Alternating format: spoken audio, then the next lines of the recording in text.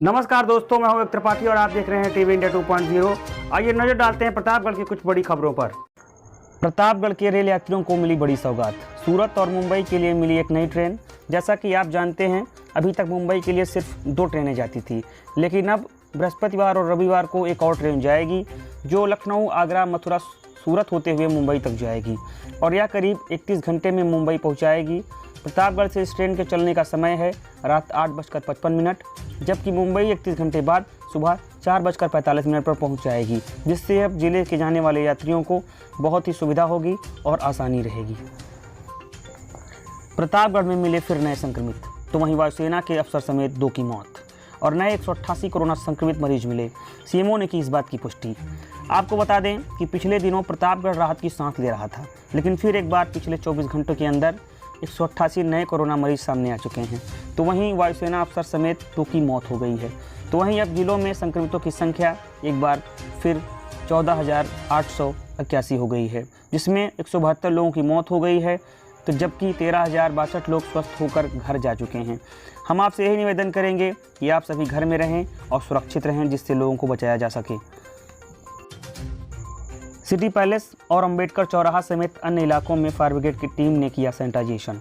आपको बता दें कि जिलाधिकारी के निर्देश के बाद कोरोना के प्रकोप को देखते हुए अब अग्निशमन विभाग के अधिकारी लगातार सैनिटाइजेशन का काम कर रहे हैं। प्रतापगढ़ के एक शहर में जाकर शहर की एक गलियों में जाकर सैनिटाइजेशन कराया जा रहा है, जिससे कोरोना से लड़ने में सहायता हो सके, जिससे कोरोना संक्रमण को काफ़ी हद तक कम किया जा सके और रोका जा सके। इसमें लगातार फायर ब्रिगेड प्रशासन जुटा हुआ है, पुलिस प्रशासन जुटा हुआ है। लोग काफ़ी हद तक इस पर काबू पाने में अपनी सहायता दे रहे हैं, लेकिन भीड़ थमने का नाम नहीं ले रही।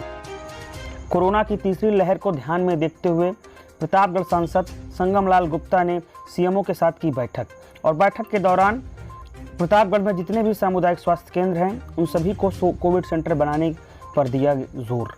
इसी दौरान संगमलाल गुप्ता ने यह भी बताया कि प्रतापगढ़ में जितने भी सामुदायिक स्वास्थ्य केंद्र हैं उन्हें कोविड सेंटर बनाया जाएगा, क्योंकि स्थितियां बहुत ही भयावह हैं और तीसरी लहर में शायद इससे भी ज़्यादा भयावह स्थितियां हो सकती हैं।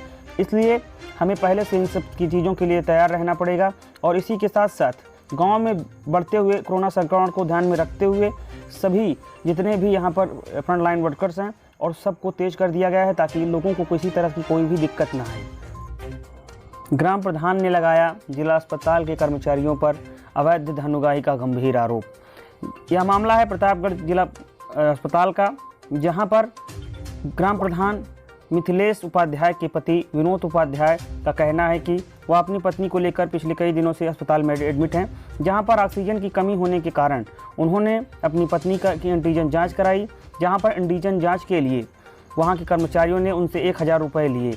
उन्होंने इस बात की शिकायत सीएमओ से भी की। अब देखना है कि सीएमओ इस बात को किस तरह संज्ञान में लेते हैं, जबकि एंटीजन की जांच बिल्कुल मुफ्त है, फिर भी उनसे पैसे क्यों लिए गए। अब देखते हैं कि स्वास्थ्य कर्मियों के जिलाधिकारी के आला अधिकारी क्या करते हैं। सड़क चालकों को हमेशा एक बात के लिए आगाह किया जाता है कि कृपया सामने देखकर गाड़ी चलाएं, लेकिन तब क्या हो जब कोई पीछे से आकर गाड़ी को ठोक दे और आदमी का एक्सीडेंट हो जाए।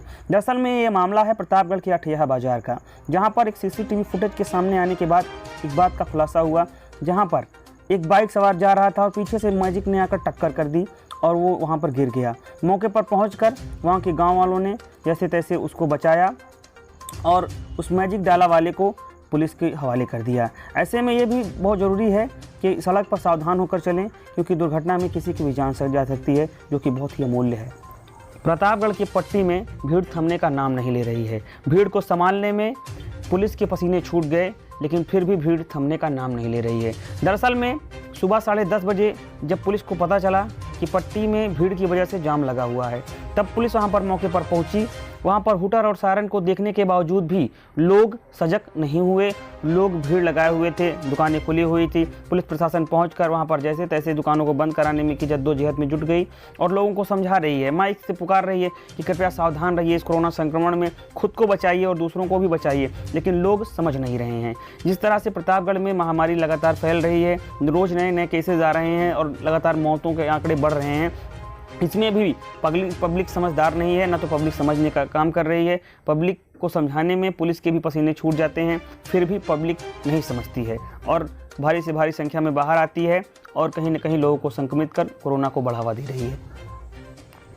प्रेम में पागल प्रेमी ने मचाया जमकर बवाल, दोनों पक्षों से निकले असलहे। दरअसल में यह मामला है प्रतापगढ़ के कन्हई थाना क्षेत्र का, जहां पर बीते शनिवार को एक लड़की की प्रेमी के विरुद्ध जाकर शादी करा दी गई। जहां पर शादी के बावजूद वहां पर प्रेमी प्रेमिका के घर पर पहुंचा और वहां जमकर बवाल काटा। तभी प्रेमिका ने मना कर दिया कि मैं इस प्रेमी को नहीं जानती। तब वहां पर जमकर बवाल हुआ, दोनों पक्षों से असलहे निकले। तभी इस बात की भनक पुलिस को पड़ी।